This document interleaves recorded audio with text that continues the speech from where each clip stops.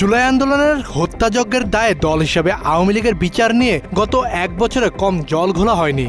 দল হিসাবে বিচার প্রক্রিয়া চালুর জন্য আন্তর্জাতিক অপরাধ ট্রাইব্যুনালে আইন সংশোধন করা হলেও এখনও তদন্তের তেমন কোনো অগ্রগতি দেখা যায়নি।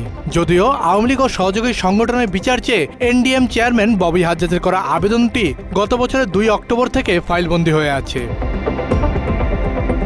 রোববার ট্রাইব্যুনালে সাংবাদিকদের এক প্রশ্নের জবাবে চিফ প্রসিকিউটর জানান, এরই মধ্যে প্রাথমিক তদন্ত শুরু হয়েছে, খুব শীঘ্রই আনুষ্ঠানিক তদন্তেও নামবে তারা। আমাদের কাছে দল হিসাবে আওয়ামী লীগের ব্যাপারে ক্রাইমস অ্যাগেনস্ট হিউম্যানিটির অভিযোগে এনডিএম নামে একটি রাজনৈতিক দল আগেই একটা অভিযোগ দায়ের করেছেন। আমরা সেটার ভিত্তিতে তদন্ত ইনিশিয়েট করছি। সুতরাং বলা যেতে পারে যে এই মুহূর্তে আওয়ামী লীগের বিরুদ্ধে, দল হিসাবে আওয়ামী লীগের বিরুদ্ধে অপরাধী সংগঠন হিসাবে তাকে বিচারের মুখোমুখি করার জন্য প্রাথমিক তদন্তের কাজটা আমরা শুরু করতে যাচ্ছি।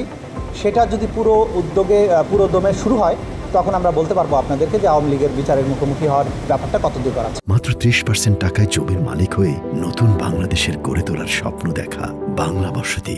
এদিন সিরাজগঞ্জে 3 জনকে হত্যার মামলায় সাবেক এমপি জান্নাত আরা হেনরি সহ 3 জনকে কারাগারে পাঠায় ট্রাইব্যুনাল 1, আর ট্রাইব্যুনাল 2 কুষ্টিয়ায় 6 জনকে হত্যার মামলায় আওয়ামী লীগের যুগ্ম সাধারণ সম্পাদক মাহবুবুল আলম হানিফ সহ 4 জনের বিরুদ্ধে আনুষ্ঠানিক অভিযোগ দাখিল করে প্রসিকিউশন।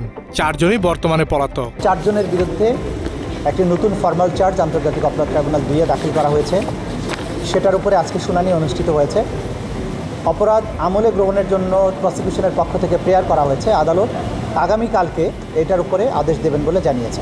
এছাড়া গুমের মামলায় সাবেক সেনা কর্মকর্তা জিয়াউল আহসানকে ট্রাইব্যুনালে হাজির করা হয়। চিফ প্রসিকিউটর জানান, গুমসহ আলোচিত বেশ কয়েকটি মামলার তদন্ত এখন শেষ পর্যায়ে। এই সপ্তাহের মধ্যেই তদন্ত প্রতিবেদন হাতে পাওয়ার আশা করছেন তারা। এই সপ্তাহের মধ্যেই বেশ কিছু গুরুত্বপূর্ণ ঘটনা ঘটবে আমাদের মামলার রিলেটেড। অনেক বড় বড় মামলার বেশ কিছু চার্জশিট দাখিল হবে, ফর্মাল চার্জও দাখিল হবে বলে আমরা আশা করছি। কাজী পাপ্পু, বাংলা এডিশন।